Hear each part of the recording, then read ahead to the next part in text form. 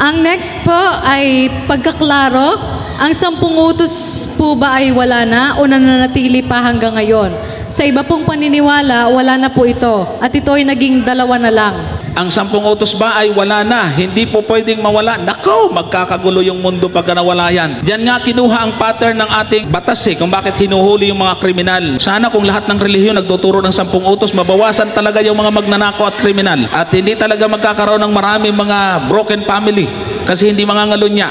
Kaya may contribution sa kaguluhan tong mga relihiyon na nagtuturo. Wala na 10 utos paano? Nangangaral nga ng Biblia, sabi wala na 10 utos. Ay ano bang nasa 10 utos? Huwag kang papatay, huwag kang magnanakaw, huwag kang mangangalunya. Igalang mo ngayong iyong ama't ina. Walain mo yan, pambihira. Huwag kang magkakaroon ng ibang Diyos sa harap ko. Huwag kang magsisinungaling. Huwag kang mag-iimbot. Biro mo kung walain mo yan, ay di para na tayong manok. Pag may nakursunodahan kang babae dyan sa kalsada, habulin mo hanggang sa abutan mo. Banatan mo na. Wala 10 utos. Pagka nagustuhan mo yung cellphone, agawin mo. Wallet, nakawin mo. Kaya yung mga pastor na nagtuturo walang 10 utos, pagka nanakawan, nagre-reklamo din. Yung kanilang anak ay niligawan ng may asawa. Naangal din. Silang may sabi, wala nang 10 utos O pakinggan po ninyo yung sinasabi po ng ating Panginoon. 5:17 hanggang 19. Huwag ninyong isiping ako'y naparito upang sirain ang kautusan o ang mga propeta. Ako'y naparito hindi upang sirain, kundi upang ganapin.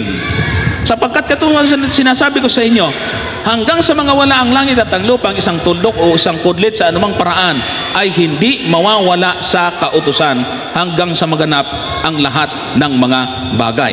Aba, may langit at lupa pa inaalis na nila yung 10 utos. Sabi po nila, ginawang 2. Hindi po ginawang 2, nauuwi sa 2. Iba ho yung ginawang 2 sa nauuwi sa 2. Ang tanong po kasi sa Panginoon, 22:36 ng Mateo, alin baga ang dakilang utos sa kautusan? Ano yung tanong? Alin? Ibig sabihin, mayroong kautusan. Tinatanong lang kung alin yung pinakadakila. Anong ginagawa ng mga nagtuturo gayon? Yung salitang alin, binaliktad nila, ilan. Iba ho yung tanong na alin sa ilan na lang. Sana kung ang tanong ay ilan na lang ang kautusan at ang sagot ng Panginoon ay ibigin yung Diyos at ibigin ang kapwa, tama sila. Kaso mo ang tanong ay alin? Ibig sabihin, nandyan, alin dan yung pangunahin? Ganyan yung ahas Sabi ng Panginoon, lahat ng mga bungang kahoy sa halamanan, makakakain kayo, maliban doon sa gitna. Sabi ni Satanas, totoo bang sabi ng Diyos? Lahat yan, bawal. Pagka hindi kayo maingat sa pagbabasa, maililigaw tayo So ang tanong dito, alin doon sa maraming utos na yon? So ang sagot, talatang 37, sinabi niya, ibigin mo ang Panginoon mong Diyos ng buong puso mo at ng buong kaluluwa mo at ng buong pag-iisip mo. Ito ang dakila at pangunang utos. Kasi ang tanong, alin ang pangunahing utos o alin yung dakila? Kaya tama ang sagot. Kung ang tanong sa kanya ay alin at ang sagot ng Panginoon, ilan na lang, hindi magaling sumagot ang Panginoon.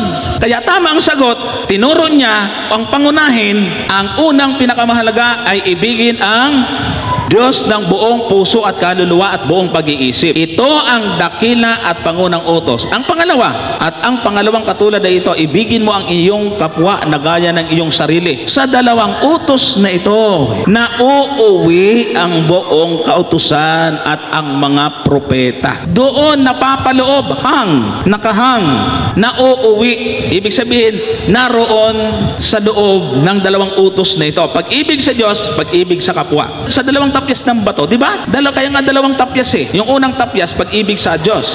Pangalawang tapyas, pag-ibig sa kapwa. So hindi ho nawala. Sabi ni Pablo, sa unang Timoteo 6:14, natuparin mo ang utos na walang gungis, walang kapintasan hanggang sa pagpapakita ng ating Panginoong Hesukristo. Ba, hindi pa nga nagpapakita gusto lang tanggalin.